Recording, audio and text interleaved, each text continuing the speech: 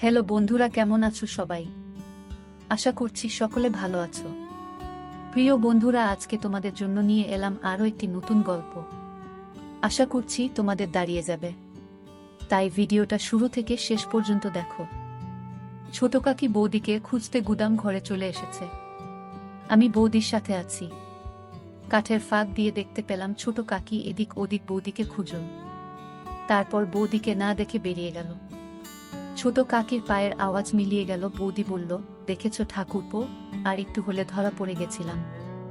ধরা পড়লে কি কেলেঙ্কারি হতো বুঝতে পারছো? সত্যি বলতে আমিও ভীষণ ভয় পেয়ে গেছিলাম, কিন্তু বৌদিকে অভয় দিয়ে বললাম, কি যে বল না বৌদি, যে জায়গায় আমরা দুজন আছি, কাকিমা কেন, কাকিমার বাপ আসলেও আমাদের কখনো খুঁজে পেত না। এখন তুমি তাড়াতাড়ি বাড়ি ফিরে যাও, আমি কিছুক্ষণ পরে আসছি। বৌদি কাপড় আর চুল ঠিক করে গুদাম ঘর থেকে বেরিয়ে গেল। বৌদির চলে যাওয়ার পর গুদাম ঘরটা আরেকটু ভালো করে পর্যবেক্ষণ করলাম। রান্নার কাঠের পাশাপাশি অনেক পুরাতন জিনিস আছে এই গুদাম ঘরে। একটা ভাঙ্গা খাটও দেখতে পেলাম, গুদাম ঘরের এক কোণায় পড়ে আছে। খাটটা মাটিতে নামিয়ে কন্ডিশন দেখার চেষ্টা করলাম। খাটের কন্ডিশন ভালো না, তবে কাজ চালানোর মতো ঠিকঠাক আছে। আমি ঠিক করে ফেললাম এই গুদাম ঘরেই মাকে নিয়ে এসে মনের বাসনা মিটাবো। আজ ছোট কাকির নাকের ডগায় বৌদিকে কাজ করে দিলাম, অথচ ছোট কাকি বুঝতেও পারল না। এর চাইতে নিরাপদ জায়গা আর হতে পারে না। এখন যেভাবেই হোক মামনিকে এখানে নিয়ে আসতে হবে। বৌদি যাবার 15 মিনিট পর আমি বাড়িতে ঢুকলাম। এই সময়টা বাড়ির সামনের লনে হাঁটাহাঁটি করলাম। তাড়াহুড়োয় মনের খায়েশ মিটল না। সকালে স্নানের সময় মাকে দেখার পর থেকে একটা ঘোরের মধ্যে ছিলাম। মা ছেলের স্বাভাবিক সম্পর্ক বারবার ভুলে যাচ্ছিলাম। পূজনীয় মাকে এক অপ্সরা নারী ছাড়া কিছুই চিন্তা করতে পারছিলাম না। নিজেকে থামাবার শত চেষ্টা যেন বিফল হয়ে যাচ্ছিল বারবার। আজ সকালে বড় কাকার কিছু অতিথি আসার কথা ছিল।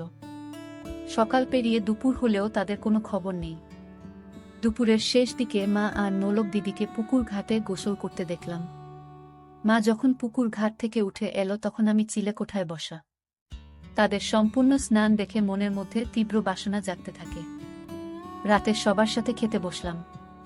আমাদের খাওয়া মাঝামাঝি হলে শুনতে পাই কিছু অতিথি এসেছে। বড় কাকার যে বিজনেস পার্টনারদের আজ সকালে দেখা করার কথা ছিল, এরা হলেন তারা। এনারা সকালে এসে পৌঁছাতে পারেননি, কারণ রাস্তায় নাকি গাড়ি খারাপ হয়ে যায়। সেটা ঠিক করে রওনা দিতে একটু দেরি হয়ে যায়, ফলে তারা গাজীপুরের জ্যামে আটকা পড়ে। কিন্তু অসময়ে আসায় বড় কাকা তাদের সাথে এখন বৈঠক করতে পারবেন না। তাদের জন্য আজ রাতে থাকা খাওয়ার ব্যবস্থা করতে বললেন। কাজ হবে সকালে। অনাকাঙ্ক্ষিত এই অতিথিদের থাকার ব্যবস্থা করতে গিয়ে একটা ঘর কম পড়ে গেল। ঠিক হলো আজ রাতের জন্য আমি অন্য কোনো ঘরে ঘুমাবো। আমি মনে মনে মামনি বা বৌদির সাথে ঘুমানোর প্রার্থনা করতে থাকলাম, কিন্তু শুনতে পাই মা আর আমাকে এক ঘরে থাকতে হবে। খাওয়া শেষ করে রাত কাঁচা থাকতে আমি ঘরে চলে গেলাম। নিজেকে স্বাভাবিক রাখার চেষ্টা করছিলাম।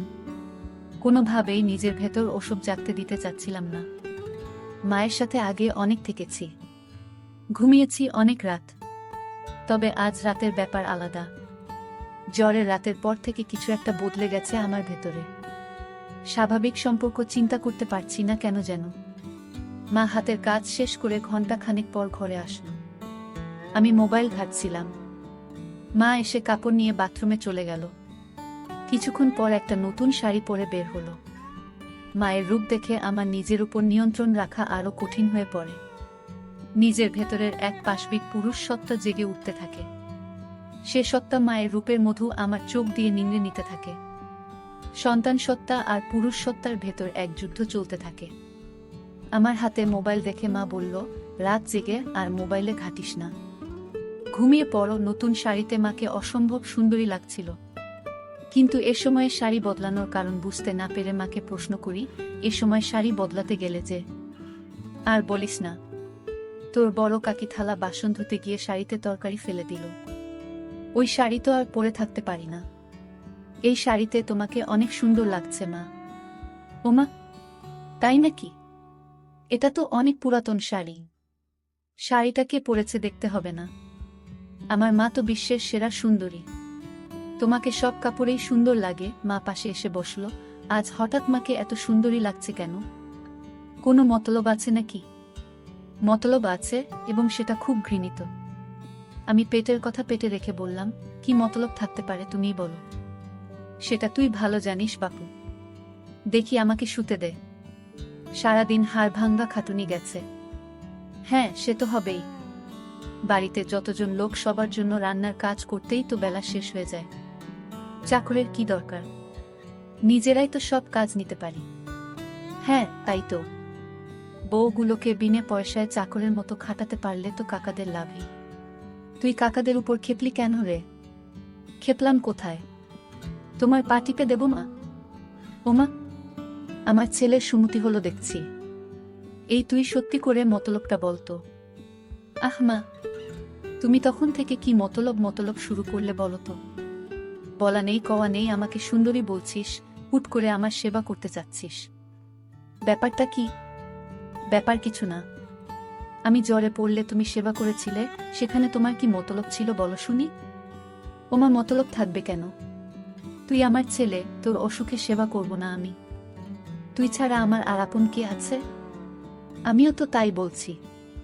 তুমি ছাড়া আমার আর আপন কে আছে? তোমাকে যে অসম্ভব ভালোবাসি।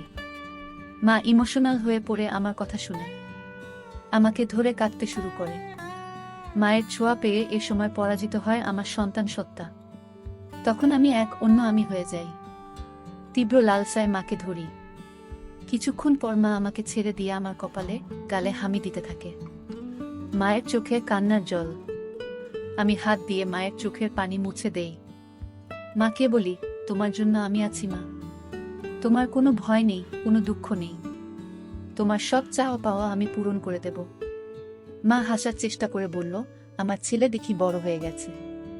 মায়ের দুঃখ কষ্ট বুঝতে শিখেছে। কিন্তু আমার কোনো ভয় নেই, দুঃখ নেই। আর নতুন করে চাওয়া পাওয়ারই বা কি থাকতে পারে? আমি গম্ভীর হয়ে মায়ের হাত ধরে বললাম, তুমি সব সময় মানিয়ে নিয়েছ।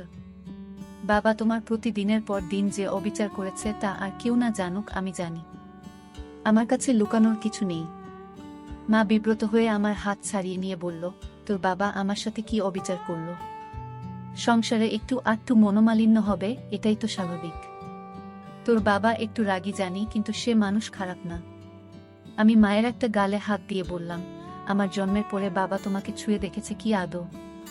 দিনের পর দিন তুমি বাবাকে পাবার জন্য বিছানায় ছটফট করতে, মা লজ্জা পেয়ে যায় আমার লাগামহীন নির্লজ্জ কথা শুনে। গাল থেকে আমার হাত ছটকা মেরে ছাড়িয়ে আমাকে ধমক দিয়ে বলে, কি সব আজেবাজে কথা বলছিস? তোর মুখে কি লাগাম নেই? মায়ের সাথে কিভাবে কথা বলতে হয় ভুলে গেছিস? আমি মায়ের দুই বাহু শক্ত করে ধরে মাকে বললাম, আজেবাজে কথা না মা। আমি যা বলছি তা এক বিন্দু মিথ্যা নয়। তুমি আমায় ছুঁয়ে বলো আমি ভুল বলছি। একথা বলে মায়ের একটা হাত আমার মাথায় রাখলাম। মা আমার মাথা থেকে হাত সরিয়ে নিয়ে বলল, তুই এসব কি শুরু করলি? আমি মায়ের হাত আবারও মাথায় নিয়ে এসে বললাম, আমার দিব্যি বলো আমি ভুল বলছি। মা মুখ নিচু করে চোখের জল ফেলতে থাকো। আমি মায়ের আরো কাছে এসে বসলাম। দু হাতে মায়ের গাল ধরে মায়ের মুখ উঁচু করলাম। মায়ের চোখের জল আঙ্গুল দিয়ে মুছে দিয়ে মায়ের কপালে হামি দিলাম। মায়ের কপালে আমার কপাল ঠেকিয়ে বললাম, আমি আর তোমার ছোট হিমেল নেই মা। আমি তোমার দুঃখ দূর করার মতো যথেষ্ট বড় হয়েছি। আমি তোমাকে আর কখনো বাবার অভাব বুঝতে দেব না। কথা দিলাম তোমাকে। মা আমার দিকে বিস্ময়ে তাকিয়ে বলল, তুই কি বলতে চাচ্ছিস? তোর বাবা কিসের অভাব রেখেছে? আর তুই বাবার কোনো অভাব পূরণ করবি? এই অভাব, বলে আমি একটা হামি দিলাম।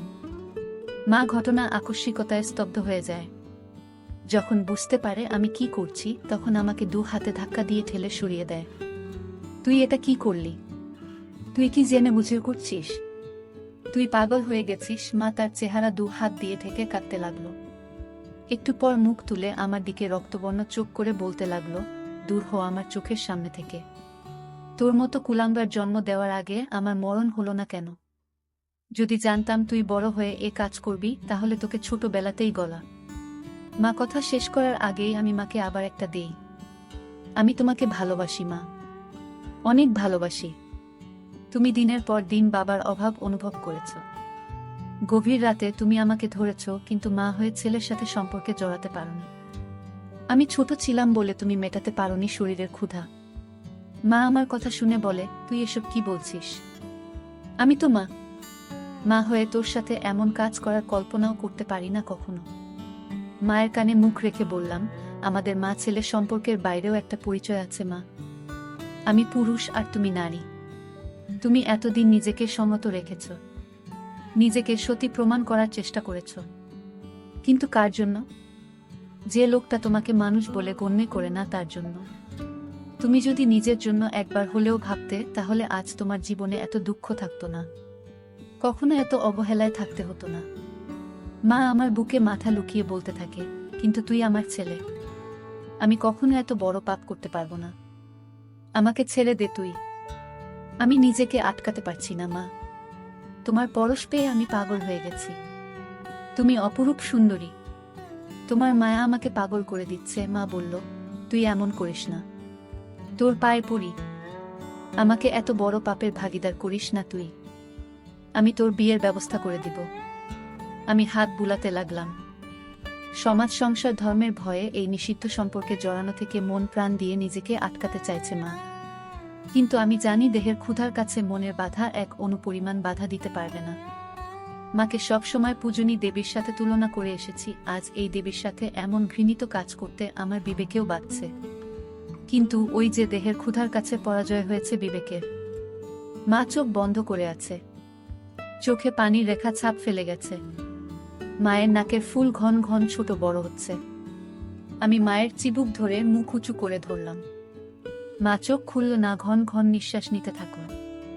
মায়ের বিছানার পাশের টেবিলে সিঁদুরের কৌটা দেখতে পেলাম। এক হাতে কৌটাটা তুলে নিলাম। কৌটা থেকে সিঁদুর নিয়ে মায়ের ফাঁকা সিথিতে পরিয়ে দিতেই মা চোখ খুলে ফেলে। হিমেল, বাবা তুই কি করছিস এসব? সিঁদুর পরিয়ে দিলি আমায়, আর কোনো সংকোচ নয় মা, তোমায় সিঁদুর পরিয়ে নিজের বউ করে নিলাম। সিঁদুর পরালেই কেউ বউ হয় না, সমাজের সামনে অগ্নিকে সাক্ষী করে 7 পাক ঘুরতে হয়, আজীবন সাথে থাকার প্রতিজ্ঞা করতে হয়। তুই আমাকে নিয়ে যা করতে চাচ্ছিস সেটা পাপ, তোকে বাধা দেবার ক্ষমতা আমার নেই। এ পাপ তুই করিস না বাপ আমার, আমাকে আর অসতী করিস না। আমি শাড়ির আঁচল তুলে মায়ের মাথায় ঘুমটা দিয়ে দিলাম। মার চোখ অশ্রুতে টলটল করছে। আমি মাকে বললাম, তুমি আদর্শ মা, আদর্শ বউ, কিন্তু বাবা তোমার আদর্শ স্বামী হতে পারেনি। যে সমাজ এতদিন তোমাকে উপেক্ষিত করে দেখেছে, আমি মানি সে সমাজের নিয়ম। ঘরে জ্বলতে থাকা মাটির প্রদীপটা মেঝেতে রাখলাম। মাকে বিছানা থেকে নামিয়ে হাত ধরে প্রদীপের চারপাশে 7 পাক ঘুরলাম। তারপর আমার গলা থেকে সোনার চেনটা খুলে মায়ের গলায় পরিয়ে দিলাম। প্রদীপ হাতে তুলে নিয়ে তার শিখার উপর হাত রেখে বললাম, এই অগ্নির শপথ নিয়ে বলছি, আমি আদর্শ ছেলের মতো তোমাকে সব দুঃখ কষ্ট থেকে দূরে সরিয়ে রাখব। তোমার উপর কোনো অবিচার হতে দেব না। আমি আজ থেকে তোমাকে আমার সহধর্মিনীর মর্যাদা দিলাম। এরপর মাকে বললাম, অগ্নিকে সাক্ষী করে 7 পাক ঘুরেছি, মঙ্গলসূত্র পরিয়ে দিয়েছি, এবার আর কোনো দ্বিধা নয় মা। শাস্ত্রমতে তুমি আজ থেকে আমার বিয়ে করা বউ।